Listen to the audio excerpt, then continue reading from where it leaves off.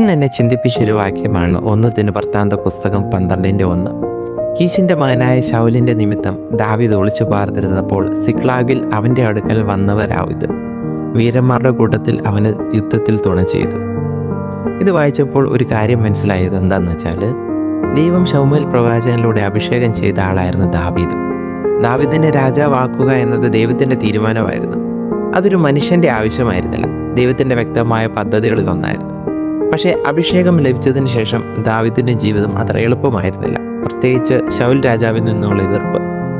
ദാവീദ് എവിടെ പോയാലും ശൗൽ അവനെ തെരഞ്ഞു പിടിച്ചു കൊല്ലാൻ ശ്രമിച്ചുകൊണ്ടേയിരുന്നു. അതുകൊണ്ട് ഒരു സ്ഥലത്തും സമാധാനമായി കഴിയാൻ അവന് കഴിഞ്ഞിരുന്നില്ല. ഒരു സ്ഥലത്തുനിന്നും മറ്റൊരിടത്തേക്ക് ഓടി ഗുഹകളിൽ താമസിച്ചു, മരുഭൂമിയിൽ ഒളിച്ചു. പലപ്പോഴും ജീവൻ രക്ഷിക്കാനുള്ള ഒരു പോരാട്ടം തന്നെയായിരുന്നു ദാവീദിൻ്റെ ജീവിതം. ദൈവത്തിൻ്റെ വാഗ്ദത്തവും അഭിഷേകവും ഉണ്ടായിട്ടും എല്ലാം കൈവിട്ടതുപോലെ തോന്നുന്ന അവസ്ഥ. ദാവീദ് പോലും ചില സമയങ്ങളിൽ ചിന്തിച്ചിട്ടുണ്ടാകാം, ദൈവം പറഞ്ഞ ഈ വാക്കുകളൊക്കെ നടക്കുമോ എന്ന്. പക്ഷേ ഈ വാക്യത്തിൽ വളരെ ശ്രദ്ധേയമായ ഒരു കാര്യമുണ്ട്. ദാവീദ് സിക്ലാഗിൽ ഒളിച്ചിരുന്നപ്പോൾ വിവിധ ഗോത്രങ്ങളിൽ നിന്നും വീരന്മാരും യുദ്ധവിദഗ്ധരും പരാക്രമശാലികളും അവൻ്റെ അടുക്കൽ വന്നു ചേരുകയായിരുന്നു. അതായത് ദൈവം നൽകിയ വാഗ്ദത്തം നിറവേറാൻ ആവശ്യമായ ആളുകളെ ദൈവം തന്നെ അവൻ്റെ അടുക്കലേക്ക് എത്തിക്കുകയാണ്. ഒരു വശത്ത് എവിടെ കണ്ടാലും കൊല്ലാൻ നോക്കി നടക്കുന്ന ശൗൽ രാജാവ്, മറുവശത്ത് ദാവീദിൻ്റെ അടുത്തേക്ക് വന്നു ചേർന്നുകൊണ്ടിരിക്കുന്ന വീരന്മാർ. ദാവീദ് ആരെയും തേടിപ്പോയതല്ല, ദൈവം തന്നെയാണ് അവരെ അവൻ്റെ അടുക്കലേക്ക് എത്തിച്ചത്. ഇതിൽ നിന്ന് നമുക്ക് എന്താണ് മനസ്സിലാക്കാൻ കഴിയുന്നത്? ദൈവം ഒരാളുടെ ജീവിതത്തിൽ ഒരു വാഗ്ദത്തം നൽകിയിട്ടുണ്ടെങ്കിൽ അത് നടക്കാതെ ഇരിക്കാൻ ആരൊക്കെ എന്തൊക്കെ ശ്രമിച്ചാലും ദൈവം പറഞ്ഞ വാക്ക് നിറവേറ്റാൻ ആവശ്യമായതൊക്കെ ദൈവം തന്നെ ഒരുക്കും.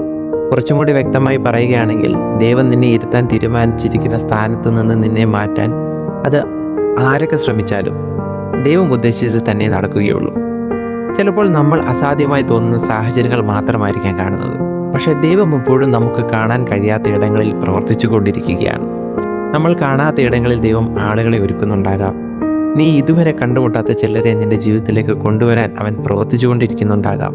നിനക്ക് തുറക്കാൻ കഴിയാത്ത വാതിലുകൾ തുറക്കാൻ ദൈവം സാഹചര്യം ഒരുക്കുന്നുണ്ടാകാം. വാഗ്ദത്തം ലഭിച്ചിട്ടും ഒന്നും നടക്കുന്നില്ലാത്തതുപോലെ തോന്നുന്നുണ്ടെങ്കിൽ പ്രാർത്ഥനയോടെ കാത്തിരിക്കുക. ദൈവം തൻ്റെ സമയത്ത് തൻ്റെ രീതിയിൽ താൻ പറഞ്ഞ വാക്ക് നിറവേറ്റും. ദൈവത്തിൻ്റെ വാഗ്ദത്തത്തെ തടയാൻ സാഹചര്യങ്ങൾക്കോ മനുഷ്യർക്കോ കഴിയുകയില്ല. കാരണം വാഗ്ദത്തം നൽകിയ ദൈവം അതിനെ നിറവേറ്റാൻ ആവശ്യമായ ആളുകളെയും അവസരങ്ങളെയും സമയങ്ങളെയും ഒരുക്കുകയാണ്. ദൈവത്തിൻ്റെ വാഗ്ദത്തമുള്ളിടത്ത് ദൈവത്തിൻ്റെ ഒരുക്കവും ഉണ്ടാകും.